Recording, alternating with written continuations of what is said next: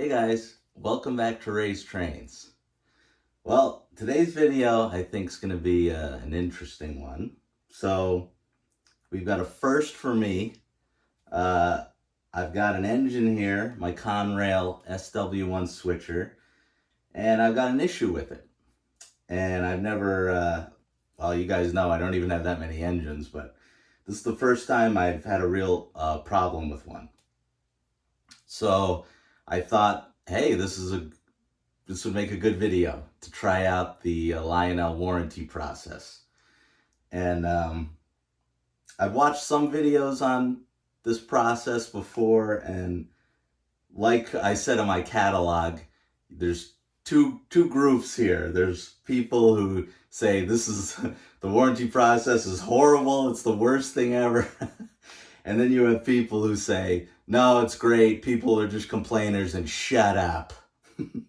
So I'm sure it lies somewhere in between, as usual. So yeah, let's talk about what's wrong with this thing. So really, once I got off the floor, I think as soon as I got on the table, I put power to this thing, and it was making a really loud noise, like a whining noise. And you guys know I'm new to this, so I had no idea what was going on with it. So I brought it to Joe and put it on his track, and he figured it out in 2 seconds. It's the smoke unit fan. There's something wrong because it's not quite squealing, but that's where the noise is coming from. I'll put power to it in a little bit and show you guys what it's doing. But yeah, so he said, hey, this be a good video to make out of this. So he said now's a good time as well. We're in middle of July, I guess. He says now's a good time to send this off because he said they're less busy now, and he said it would probably take 6 to 8 weeks. And if I waited till like the fall or after Labor Day, he said it would be much worse. So we're definitely going to send this off once I'm done filming today.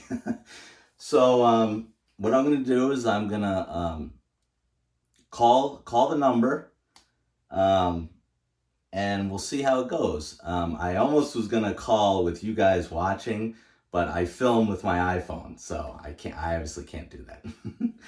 So let me give Lionel a call, and I will report back what they said, and then after that we'll give power to this thing. I'll show you guys what's going on, and then also I have another piece that I want to show off and hook to this thing before it gets sent back. So all right, wish me luck. I'm calling Lionel.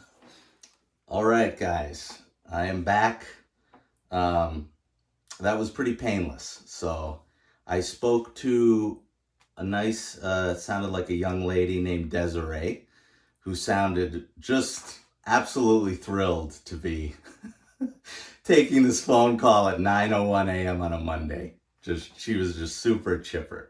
No, but I don't blame her too much, because who among us on a Monday 9:01 a.m. at work just does not want to be there?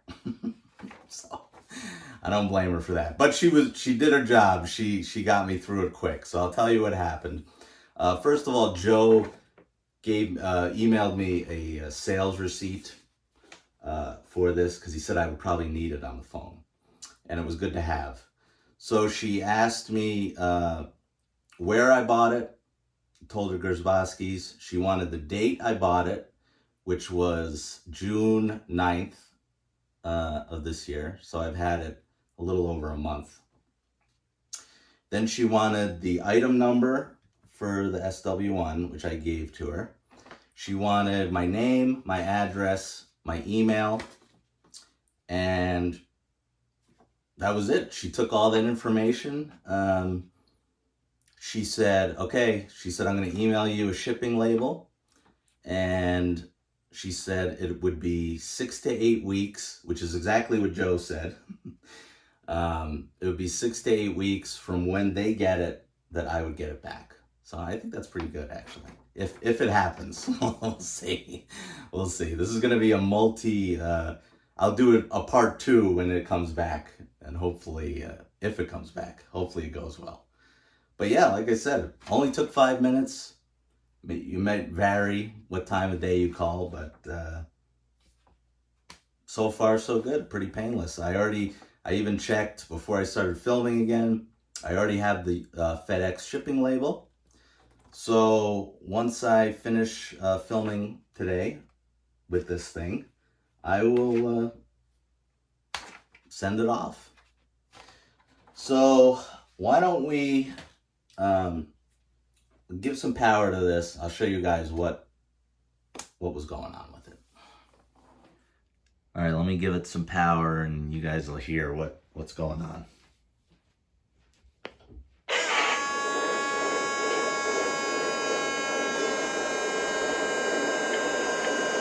So yeah, pretty loud, pretty bad. So I will show you what we did at Grzyboski's. So I've got the Lion Chief app here, and you just go into the settings, and here's the smoke unit on and off. And when you I turn the smoke unit off, it's fine. Turn it back on. Yeah.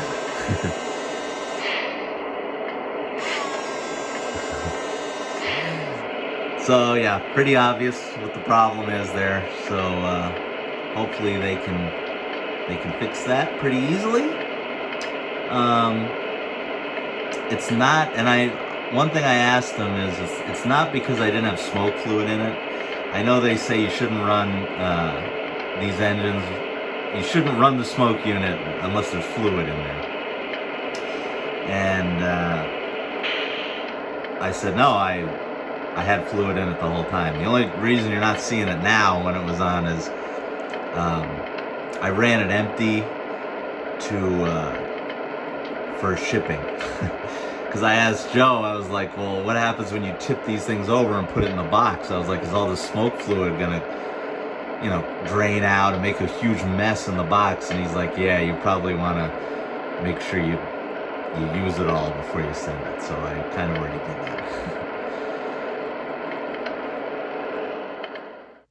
All right, so now that you guys saw my issues there, before we box her up, I want to show off a cool item I bought to pair with this thing. I found this on Grzyboski's website. That thing is dangerous for me. You start surfing it in the middle of the night, you find all kinds of cool items. So it's an MTH product, and we'll see if this shows up okay. So what I found was an SW8 switcher calf. Now you guys know, I'm sure you've seen the cow-calf units. Now, since this is for an SW8, it's going to be a little bigger than what should be for an SW1, but I don't really care. I think it's going to look cool with it anyway. So why don't I try and open this thing, and then we will run it around the track for a little bit. Man, these boxes. Okay, here we go.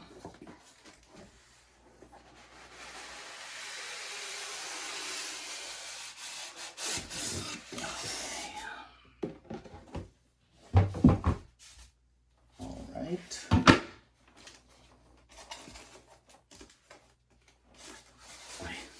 This thing's probably pretty heavy, even though it's not powered or anything.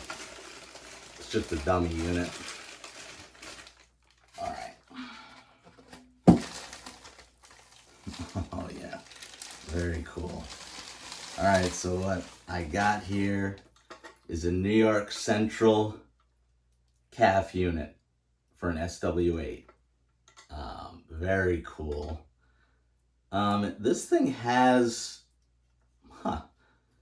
has two pickup rollers here, but I'm not really seeing Why it would need that, I don't know. Maybe this little tiny light lights up. I don't know. We're gonna find out, I guess. So yeah, like I said, I just thought it is bigger than what I thought. I thought it would be a little smaller and would go with this, but I still think it's gonna look pretty cool. So why don't we hook it up and we'll run it around a little bit, and then I'll send this thing off. All right, real quick, just forgot, I want to spin this calf unit around for you guys so you can have a look at it.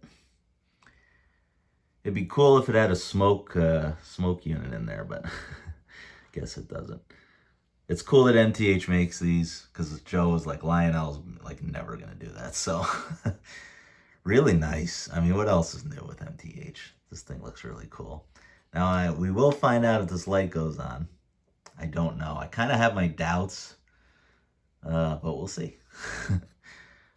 We'll see what those pickup rollers were for. But yeah, very cool. All right, let's hook this thing up to my switcher. All right, let's see how they look together.